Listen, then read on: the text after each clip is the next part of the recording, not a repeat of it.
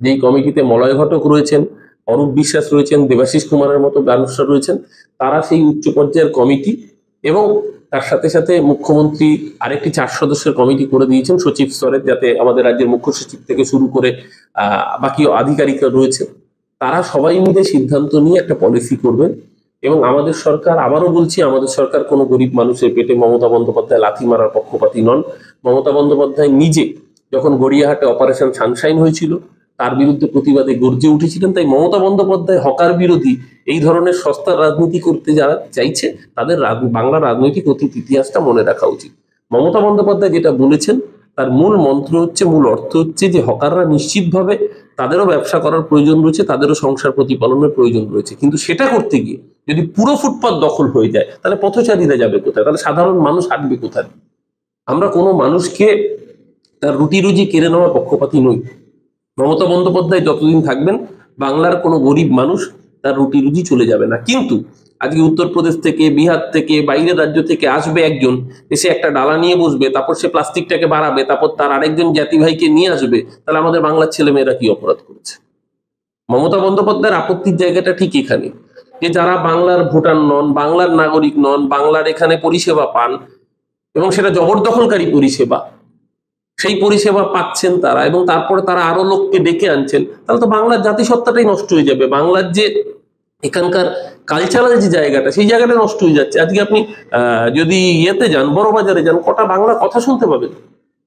আমি আমি হিন্দির ব্যক্তিগতভাবে বিরোধী নই, কিন্তু বাংলায় থাকতে গেলে বাংলা জানতে হবে, বাংলায় থাকতে গেলে বাংলাটাকে বুঝতে হবে।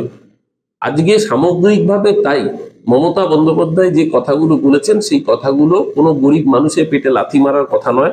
মমতা বন্দ্যোপাধ্যায় যেটা বলেছেন একটা স্ট্রিমলাইন করতে, যেখানে একটা সুস্থ সমাধান হোক। হকাররা তাদের কর্মসংস্থান নিশ্চিতভাবে, যারা এই রাজ্যের বেকার যুবক যুবতী তারা যাবেন কোথায়? তাদেরটা সরকারই দেখবে, মমতা ব্যানার্জির সরকারই তাদের পাশে রয়েছে। কিন্তু পুরো ফুটপাত দখল করে পথচারীকে হাঁটতে না দিয়ে সেটাও কোনোভাবে গ্রহণযোগ্য নয়। মমতা বন্দ্যোপাধ্যায় তাই প্রশাসনকে নির্দেশ দিয়েছেন, পুলিশ সেই মতো লিস্টিং করছে, তারা একটা স্ট্রিমলাইন করবে। তার কমিটিতে মাথার উপর মন্ত্রীরা রয়েছেন, মাথার উপর আইএএস আধিকারিকরা রয়েছেন, WBCS আধিকারিকরা রয়েছেন, তারা সবাই মিলে যে কর্মসূচি এখানে নির্ধারণ করবেন, যে পলিসি, যে গাইডলাইন করবেন, সেটা মুখ্যমন্ত্রীর কাছে জমা দেবেন, সেই মতো কাজ হবে।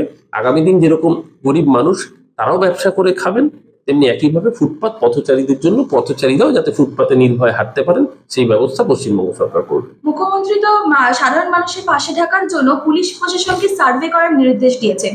তো সেখানে এতদিন যে পুলিশ প্রশাসন এত নাকের ডগা দিয়ে এখনো পর্যন্ত হকাররা ব্যবসা চালিয়ে গেছিল, এই সার্ভে করার নির্দেশ দেওয়ার পরও কি কোনো রকম পুলিশ প্রশাসন ব্যবস্থা নিতে পারবে বলে কি মনে করছেন? না, নিশ্চিতভাবে নিতে পারবে, কারণ মুখ্যমন্ত্রী নিজেই তো বলেছেন। দেখুন, এক শ্রেণীর যেরকম রাজনৈতিক নেতাদেরও দায় আছে, কারণ বহু ক্ষেত্রে দেখা যায় রাজনৈতিক প্রভাবও থাকে, তেমনি তার সাথে সাথে পুলিশ প্রশাসনের একাংশ তাদেরও নিশ্চিতভাবে ইন্ধন ছিল, নইলে পরে এরকম লাগাম ছাড়া পরিস্থিতি হতে পারে না, সেটা মুখ্যমন্ত্রী নিজে বলেছেন। তাই মুখ্যমন্ত্রী নিজে একাধিক পুলিশ আধিকারিকদেরও সতর্ক করে দিয়েছেন, যেরকম ভাবে রাজনৈতিক নেতাদের সতর্ক করেছেন।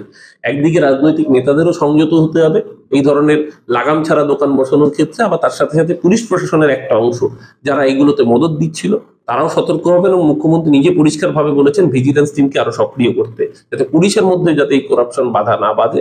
তার জন্য মুখ্যমন্ত্রী এই বার্তা অত্যন্ত সদর্থক, এবং রাজ্যের মানুষের জন্য এই বার্তা আগামী দিন অত্যন্ত ইতিবাচক। রাজনৈতিক নেতাদের কোনো রকম গাফিলতি ছিল বলে, রাজনৈতিক নেতাদের গাফিলতি ছিল বলেই তো মুখ্যমন্ত্রী একদম কাউন্সিলর স্তর থেকে শুরু করে মন্ত্রী স্তর পর্যন্ত তার বৈঠকে রীতিমতো বকা দিয়েছেন, ধমক দিয়েছেন, এবং পরবর্তীকালে আমরা তো দেখেছি যে সেই রকম ভাবেই যাদের যেখানে খামতি ছিল তারা সেই খামতির জায়গাটুকুকে স্বীকার করে নিচ্ছেন, এবং আগামী দিন যাতে সেই জায়গাগুলোকে মেকআপ করা যায়, সেই জায়গাগুলো ভুল ত্রুটিগুলোকে শুধরে নেওয়া যায়, সংশোধন করা যায়, সেই রকম ব্যবস্থা তারা করছেন। প্রত্যেকে সেই কাজে এগিয়ে আসছেন, সেইভাবেই কাজ হবে।